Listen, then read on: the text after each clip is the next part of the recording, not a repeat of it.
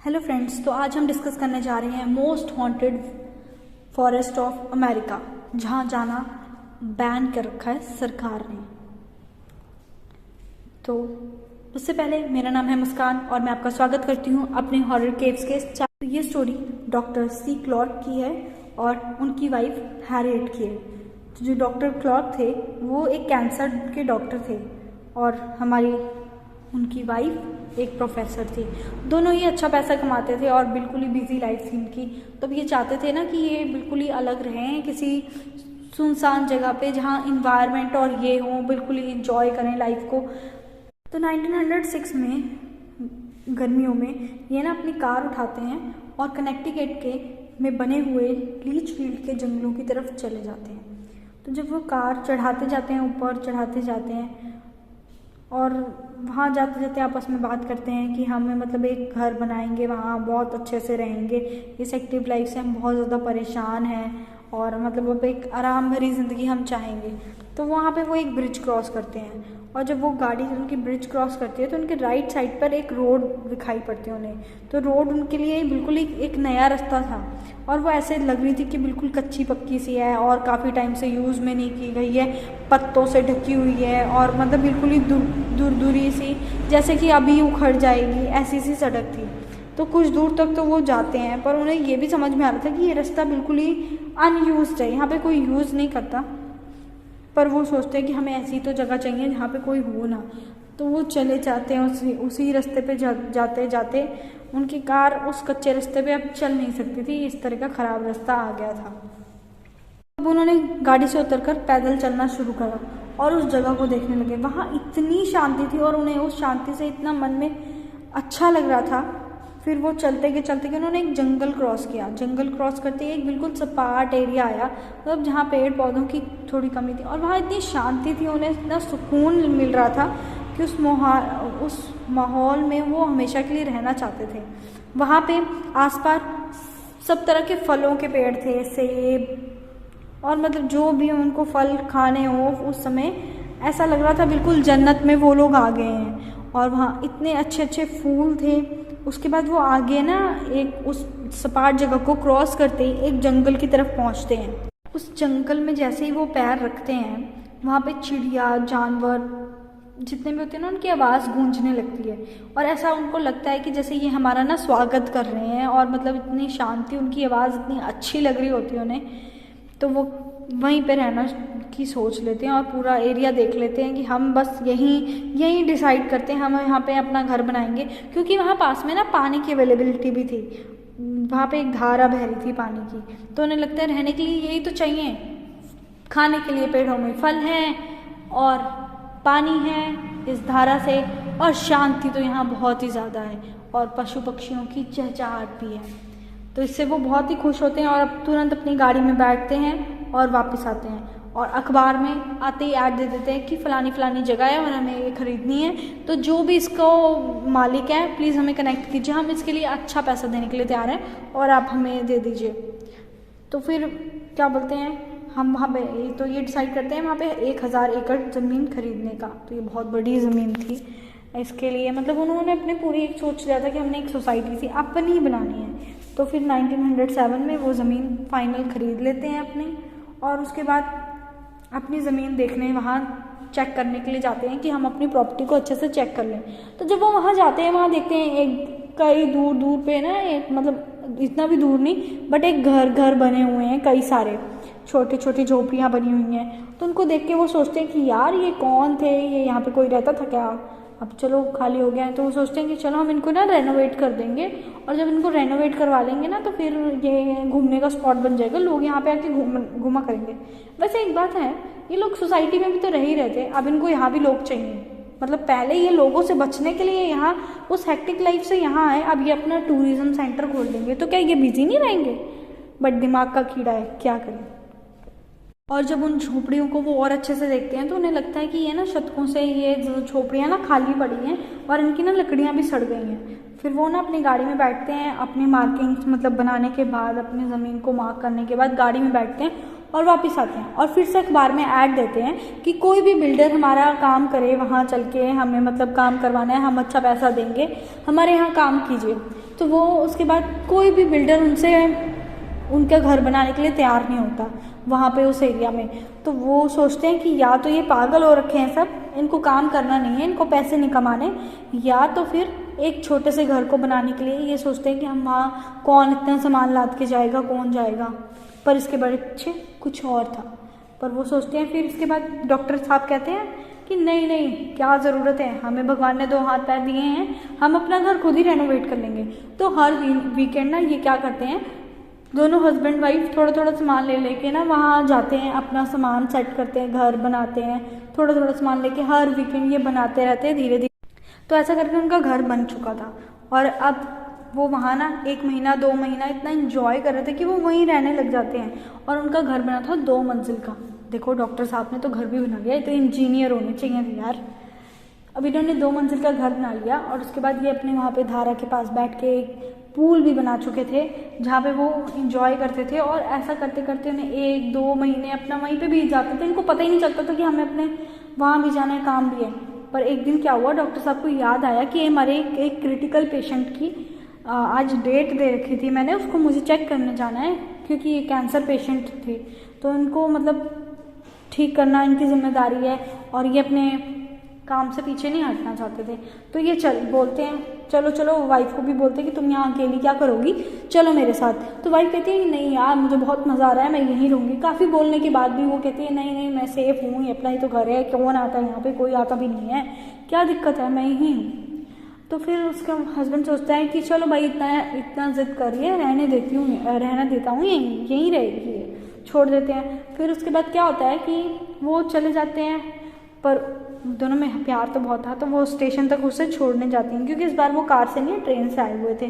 तो वो जब स्टेशन छोड़ने जाती है तो वो बोलता है कि ना मुझे ना तुम हर रोज़ आके यहाँ देख लिया करना, मैं 2 से 3 दिन में आ जाऊँगा, मुझे लेने आना, मैं मतलब देख लिया करना आके, मैं आऊँगा 2 से 3 दिन में आ जाऊँगा। तो फिर वो औरत होती है ना, जाती है घर चली जाती है। पर अब क्या होता है, जब 2 से 3 दिन बाद डॉक्टर साहब वापस आते हैं तो उनको उनकी वाइफ स्टेशन पे नहीं मिलती और वो बहुत ज़्यादा परेशान हो जाती हैं। तो 1906 में कोई भी, जब इन्होंने ये घर खरीदा था तो इन्होंने कुछ भी रिसर्च नहीं करी थी, बस लोकेशन से इन्हें इतना प्यार हो गया था कि इन्होंने आंखें बंद करके ज़मीन खरीदी और इस बात पर भी ध्यान नहीं दिया कि बिल्डर्स क्यों नहीं आ रहे हैं, किसी से पूछने की कोशिश ही नहीं करी और खुद ही घर बना लिया। तो इसका नतीजा तो इन्हें भुगतना ही था।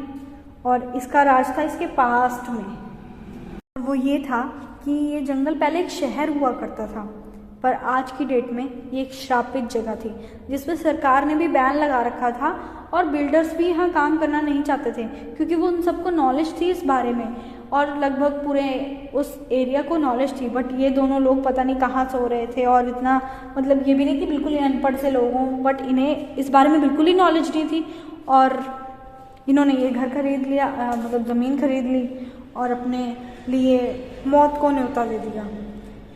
तो हम इसके पास में जाते हैं 1774 में, जब पहली बार तो तब एक फैमिली आई थी यहाँ रहने जिसमें कई लोग थे। उसके बाद धीरे धीरे यहाँ पे 30 से 40 फैमिलियाँ आके रहने लगी और बहुत अच्छा शहर ये डेवलप हो चुका था। यहाँ पे काफ़ी मतलब अच्छे लोग रहने लगे थे। फिर 1779 में एक ब्लैक फैमिली आई, कार्टर फैमिली। कुछ दिनों तक उनकी पूरी फैमिली बहुत खुशी से वहाँ रही, पर क्या होने लगा कि धीरे धीरे सब लोग मरने लगे। तो ऐसा करते करते वहाँ उनके फैमिली के 6 लोग मर गए। उनकी फैमिली में 12 लोग थे तो 6 लोग ऐसे मर गए और बचे हुए 6 लोग उन्होंने सोचा कि अब हम यहाँ नहीं रहेंगे, हम ना न्यूयॉर्क अपने शहर जाएंगे वापस। और जब वो वहाँ वापस जाने लगे तो वहाँ पे जाके जब वो रहने लगे तो उनमें से 3 बंदों को, जो नेटिव अमेरिकन होते हैं, उनको मतलब आज भी बहुत ज़्यादा चिढ़ है, पर उस टाइम पे तो बहुत ही ज़्यादा थी कि हम अमेरिकन, वाइट अमेरिकन, ये नेटिव नहीं है हमारे, तो हम इनके साथ दुश्मनी है। वो ऐसा करते थे। तो उन्होंने इनके 3 बंदों को पीट पीट के मार दिया और बचे अब 3 लोग, जिन 3 लोगों का किडनैप हो गया। और आज तक की डेट में किसी को नहीं पता कि इनका किडनैप किसने किया और कब किया, कैसे हो गया। तो ये पूरी की पूरी फैमिली गायब हो गई। इसके बाद से ये जो जंगल है ये नॉर्मल नहीं रह गया, इसके साथ कुछ ऐसा हुआ कि ये श्रापित बन गया। फिर 1792 में हॉस्ट्रो नाम का एक बंदा था और एक टेलर, दोनों ही बहुत अच्छे दोस्त थे। तो क्या हुआ कि टेलर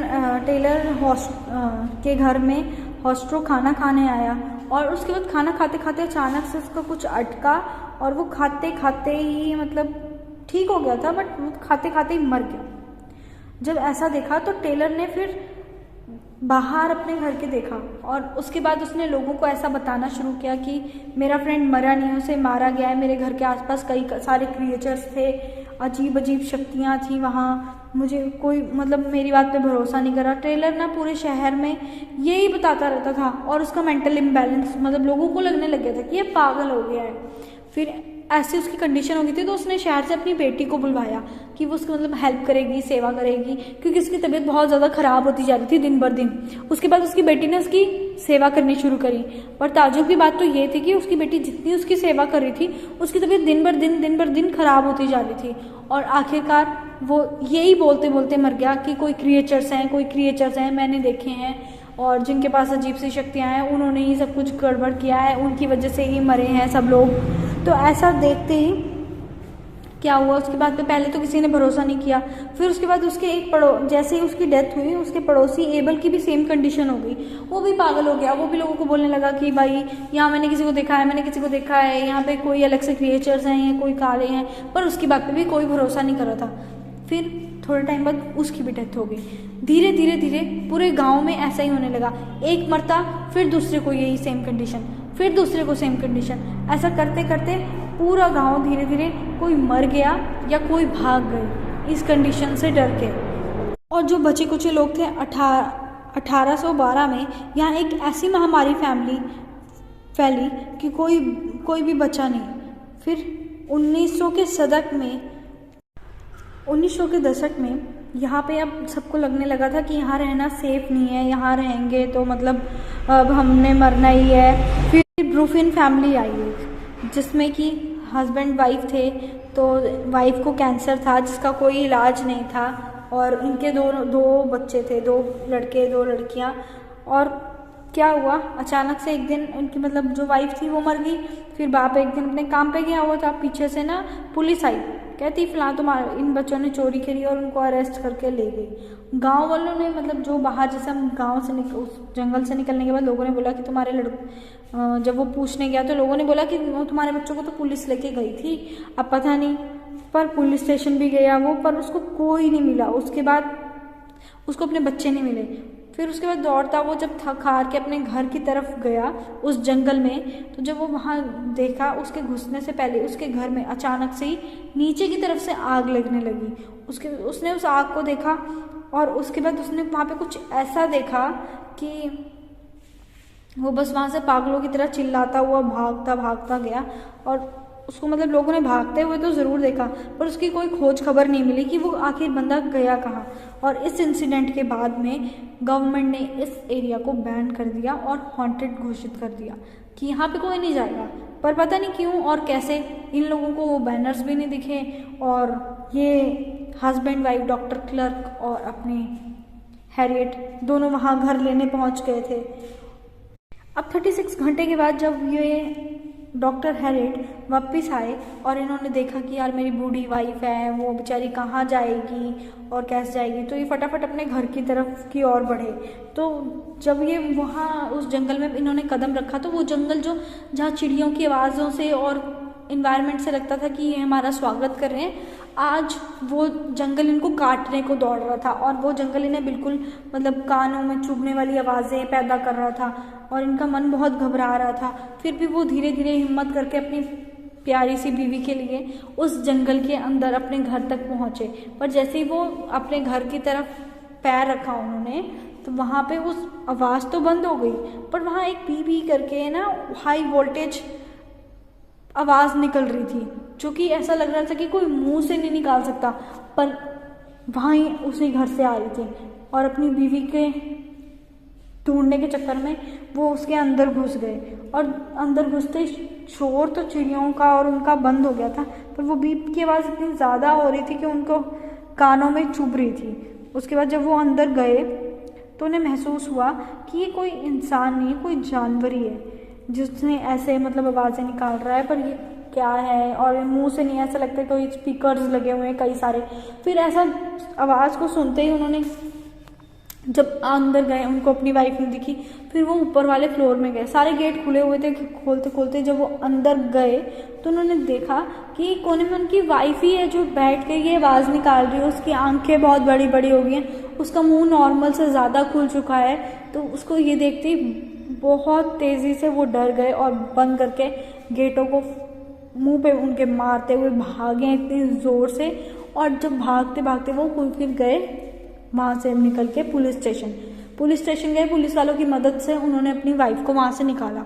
जैसे वाइफ को निकाला वहाँ से तो उनको मेंटल हॉस्पिटल में एडमिट कराना पड़ा, क्योंकि अब वो डॉक्टर तो थे ही, इतना तो वो समझ ही गए थे कि उनकी वाइफ का मेंटल इम्बैलेंस अब ख़राब हो चुका है, जो ये ऐसी हरकतें कर रही हैं। तो फिर क्या हुआ कि उन्होंने मतलब जब उनकी वाइफ करीबन 12 साल तक हॉस्पिटल में रही, और जैसे ही वो घर लाई गई तो कुछ ही समय बाद उन्होंने सुसाइड कर लिया। और वो सुसाइड भी इसी चक्कर में हुआ क्योंकि वो यही कही जा रही थी, वही कंडीशन हुई उनकी जो पहले एबल की हुई थी कि मुझे क्रिएचर्स दिख रहे हैं, वो क्रिएचर्स मार देंगे, वो क्रिएचर्स ने किया है सब कुछ, मैंने कुछ नहीं किया, मैं पागल नहीं हूँ। पर उसकी बात पे यकीन करे तो करे कौन, पर उसकी बात पे किसी ने यकीन नहीं किया और उन्होंने हार के सुसाइड कर लिया अपने घर में आते ही। और फिर 1918 में गवर्नमेंट ने फिर से यहाँ बैन लगा दिया, और इस बार बैन बहुत तगड़ा था, और कोशिश की कि अब कोई यहाँ ना जाए। हाँ, लोग अब भी जाते हैं पर बाहर से घूम के आ जाते हैं, किसी की हिम्मत नहीं है कि वो वहाँ अंदर जाए। तो ये